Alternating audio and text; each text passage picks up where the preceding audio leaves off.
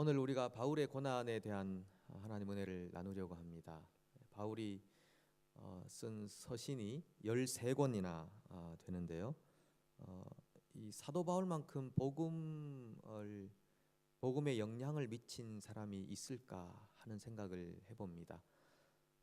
구약에 나오는 모세도 한번 생각해 보는데 모세도 성경을 5권 쓴 걸로 우리가 알고 있고, 그리고 바울은 13권을 쓰고, 여러분 모세와 바울 중에 누가 더 위대하다고 생각하십니까?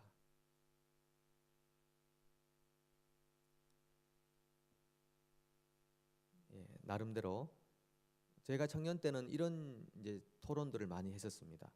모세하고 바울 중에 누가 더 위대할까? 또 뭐 천국의 상급의 차이가 있을까 없을까? 이런 걸 가지고 많이 토론도 하고 그랬던 걸 기억합니다. 근데 누가 더 위대하냐, 이거는 여러분들이 현명하게 말씀하신 것처럼 우문입니다. 이걸 물을 수 있는 것은 아닙니다.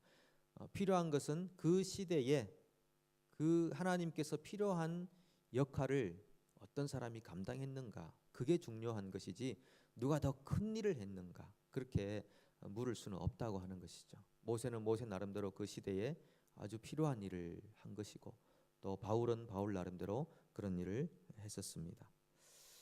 하나님은 왜 바울에게 특별히 이 일을 맡기려고 하셨을까 생각을 많이 해봅니다. 바울 생각해 보면 뭔가 특별히 이유가 있으셨겠다. 하나님의 선택이긴 하지만 하나님의 선택이라고 그냥 공 넣어놓고 돌려가지고 뽑는 로또 같은 선택은 아니지 않겠습니까? 하나님께서 뭔가 뜻이 있으셨다. 이 사명을 위해서 선택하실 때는 충분히 이유가 있었을 것인데, 그 이유는 바울만큼 하나님께서 은혜를 베풀어 주셨을 때 최대의 극대의 효과를 낼 수 있는 사람이 또 있었겠나 할 정도의 스토리를 우리는 신약에서 보는 것입니다. 바울 보시면은 정말 혼신의 힘을 다해서 자기에게 맡기신 그 은혜의 복음을 세상에 증거하기 위해서, 온 열방 땅에 이 복음이 증거되게 하기 위해서 얼마나 혼신의 힘을 다하는지 모릅니다. 오늘 본문에도 보면 그런 일들이 나와 있고요. 특별히 골로새서 1장 24절을 보면은 나는 이제 너희를 위하여 받는 괴로움을 기뻐하고 그리스도의 남은 고난을 그의 몸된 교회를 위하여 내 육체에 채우느라, 그렇게 표현합니다. 내가 받는 괴로움을 기뻐한다. 그리고 그리스도의 남은 고난이 있는데 그것을 내 육체에 채운다, 이렇게 표현합니다. 사도 바울이 살아가면서 복음을 위해 했던 그 일들이 주로 어떤 일들입니까? 복음에 대한 열정을 불태웠죠. 영혼에 대한 사랑을 나타냈죠. 율법주의자들을 향한 질타를 아끼지 않았죠. 이런 것들이 다 자신에게 괴로움이 돌아오도록 하는 그런 일들이었고요. 또 남은 고난을 채우는 일들이었습니다. 어떻게 괴로움이라는 것이 기쁨이 될까? 모순된 언어가 붙어 있는 것입니다. 내가 주를 위해 받는 괴로움, 복음을 위해 받는 괴로움을 기뻐한다. 이게 말이 되는 겁니까? 괴롭다는 느낌과 기쁘다는 느낌은 상반된 단어인데요. 메조키즘의 사람인 것도 아닌데 어떻게 왜 괴로움을 기쁨으로 표현하는가? 그 참 놀랍지 않습니까? 이거 복음 안에 있을 때 누릴 수 있는 은혜와 특권이라고 하는 것이죠. 복음 안에 있으면 괴로움이 기쁨도 되는구나. 우리 찬송, 그런 찬송 많이 하잖아요. 슬픔이 변하여 기쁨이 되고, 아픔이 변하여 또 기쁨이 되고. 어떻게 괴로움 가운데서 기쁨이 될 수 있는가? 여러분 혹시 그런 거 느껴보셨습니까? 주를 위해 받는 괴로움이 내게 기쁨이다. 왜 바울은 그리스도를 위해 받는 괴로움을, 고난을 기뻐할 수 있었겠는가? 지금 여러분들의 그 표정을 좀 밝게 해주시면 좋겠습니다. 혹시 제가 늦게 왔다고 화내신 겁니까? 그래서 좀 너그러운 마음을 품어주시기를 부탁드리겠습니다. 이걸 바로 뭐라 하면 스스로 느끼는, 이거 뭡니까 이거를? 예? 도둑이 제발 저린다고. 예. 여러분들은 그렇지 않은데 제가 스스로 지금 제 마음을 좀 부드럽게 해주시기 바랍니다. 예. 우리 김천 장로님께서 너무 또 크게 또 도둑이 제발 저린다고 하시니까 네, 그렇습니다. 그런데 여러분, 바울이 왜 그리스도의 남은 고난이라고 얘기를 할까요? 예수님이 고난받은 게 뭔가 부족해서 그러실까요? 예수님이 고난받은 게 부족해서 바울이 그 고난을 좀 채워줘야지, 그런 뜻일까요? 예수님께서 우리를 위해 받으신 고난은 완벽하십니다. 예수님이 고난에는 부족함이 없습니다. 어제 말씀드린 것처럼 100% 순종, 100% 헌신했던 예수님의 고난이셨죠. 그런데 왜 사도 바울은 그리스도의 남은 고난을 자기 육체에 채우느라라고 그렇게 표현하는가 하는 것입니다. 그것은요, 그것을 설명하기 위해서 존 파이퍼라는 목사님이 이렇게 설명했습니다. 하나님은 그의 백성들의 고난을 통하여 그리스도의 고난을 세상 가운데 드러내신다. 자기 백성들이 이 땅에서 받는 고난을 통해서 예수님의 고난이 세상에 드러난다, 이것입니다. 참 희한한 방법을 택하셨던 것입니다. 그래서 사도 바울이 그리스도의 남은 고난을 내 육체에 채우느라. 그래서 교회 성도들에게는 핍박이 많았습니다. 초대교회 때부터 보면 얼마나 많은 핍박이 있었습니까? 그런데 그 핍박을 통해서 예수님의 고난이 세상에 드러난다라고 하는 것입니다. 레위기에 보면요, 레위기에 보면 그 아사셀을 위한 염소를 드리라, 그런 표현들이 있습니다. 그러니까 속죄, 백성들의 죄를 속죄하기 위해서 어떻게 해야 됩니까? 뭐 수송아지 잡고 뭐 이렇게 하면서 보면 수염소 2마리를 끌고 오는데, 한 마리는 여호와께 제사로 드리고 한 마리는 산채로 아론이 머리에 안수해 가지고 광야로 내보내라. 누구를 위해서? 아사셀을 위해서. 그렇게 말합니다. 아사셀은 광야에 사는 귀신이다, 그렇게 여러 가지 안이 있는데 그 중에 하나가 제일 지지를 받는 안이 광야에 사는 귀신이다. 그러니까 염소를 이스라엘 백성들의 죄를 딱 염소에다 지운 다음에 광야로 산채로 보내는 것입니다. 산채로 보내면, 광야로 가면 염소가 먹을 게 없으니까 아마 굶어 죽을 것입니다, 광야에서. 그리고 제사장이 돌아오면 이제 제사가 끝나는데 백성들의 죄는 다 용서를 받았는데, 그러면 그런 상황에서 백성들은 어떤 반응을 보여야 되는가라고 하는 것이죠. 어떻습니까? 2가지 반응이겠죠. 첫 번째는, 야, 우리 모든 죄가 저 염소 때문에 다 용서받았다, 하나님과의 관계가 회복되었다, 할렐루야, 만세, 이런 반응이 있을 거고요. 2번째는, 그런데 저 염소는 무슨 죄가 있었을까? 다 내 죄 때문에, 우리 죄 때문에 염소가 산채로 광야로 가서 지금쯤은 배고파서, 혹은 싸나운 짐승들이 있었다면 뜯겨서 죽였겠지, 이런 마음을 가지면서 다시 내가 다른 염소를 보내지 않도록 노력해야 되겠다, 뭐 그런 마음을 가지겠죠. 이 2가지 마음 중에 어떤 마음이 필요하겠습니까? 2가지 다. 2가지 다 필요하죠. 야, 좋다, 저 염소 때문에 우리가 살았다, 할렐루야, 하나님과 관계가 회복되었다, 이런 마음도 절대적으로 필요하고, 그리고 반면 다른 편에서는 내 죄 때문에 저 염소가 저렇게 끌려가서 죽는 것이구나, 이런 이 마음의 평안과 동시에 미안함, 감사, 다시 새로운 삶을 살고자 하는 그런 다짐, 이런 것들이 동시에 생겨야 된다고 하는 것입니다. 그래서 그런 마음을 가질 때 그 마음을 가진 사람들의 삶을 통해서 세상 다른 사람들에게 그 염소의 희생과 죽음이 증거된다라고 하는 것입니다. 첫 번째 것만 가지고 있는 사람들을 통해서는 염소의 그 희생과 죽음이 사람들에게 알려질 수 없습니다. 2번째 마음까지 가야 그것이 알려지게 되는 거죠. 그것이 바로 그리스도의 남은 고난을 내 육체에 채운다고 했던 바울의 심정과 같은 것입니다. 주님, 저 때문에 돌아가셨네요. 저 죄 때문에 돌아가셨네요. 제가 지금 보니까 저를 위해서 안 돌아가셔도 안 될 뻔했습니다. 제가 어제도 그렇고 그저께도 그렇고 10년 전도 그렇고 또 내일도 그럴 겁니다. 죄 가운데 주님 삽니다. 이게 제가 극복할 수 없는 한계였군요. 제가 죄 안 짓고 한번 살아보려고 하는데 그게 정말 힘들고 어려운 일이었군요. 이렇게 자기 자신의 한계성을 깨달으면서 주님, 제가 저 때문에 돌아가셨는데 제가 죄를 다스릴 수 있도록 도와주십시오.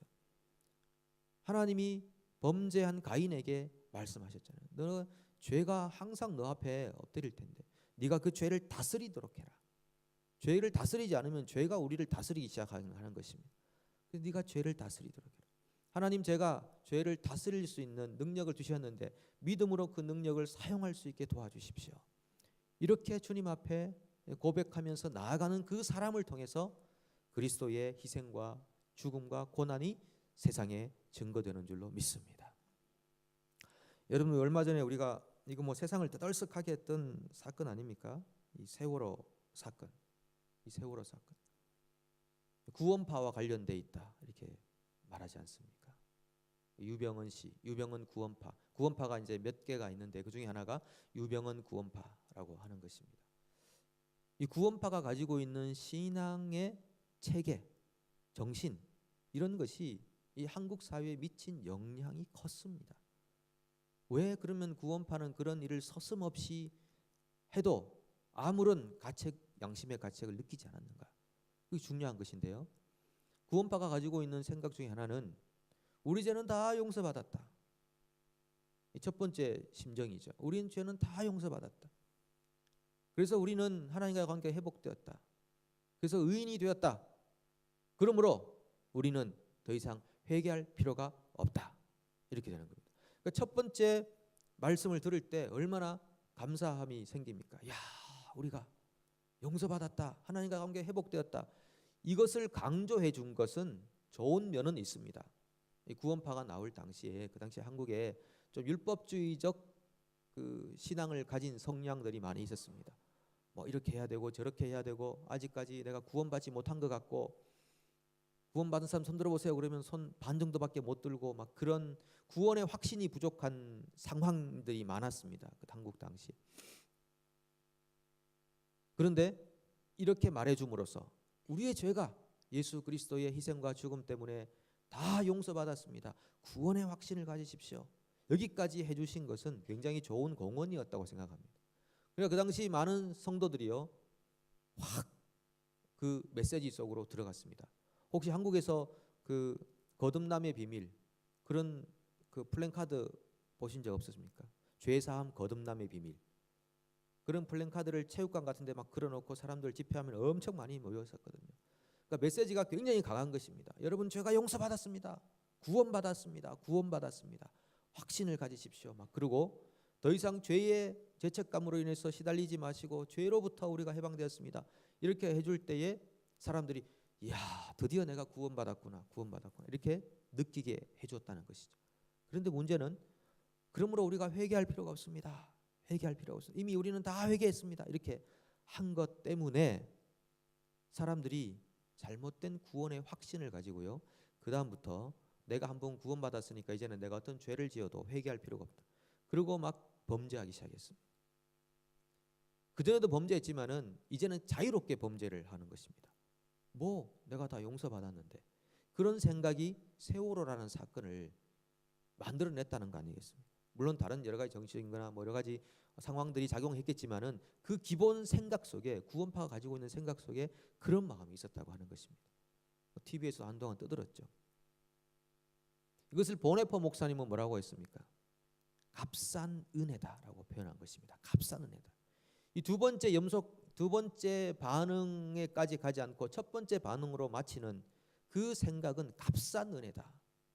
내가 다 용서됐으니까, 내가 의인 되었으니까 뭐 죄 지어도 괜찮지라고 하는 그 생각이 결국은 사회를 병들게 하고 세상을 고통스럽게 하고 결국은 그것을 통해서는 예수 그리스도의 고난과 희생이 드러날 수가 없다라고 하는 것입니다.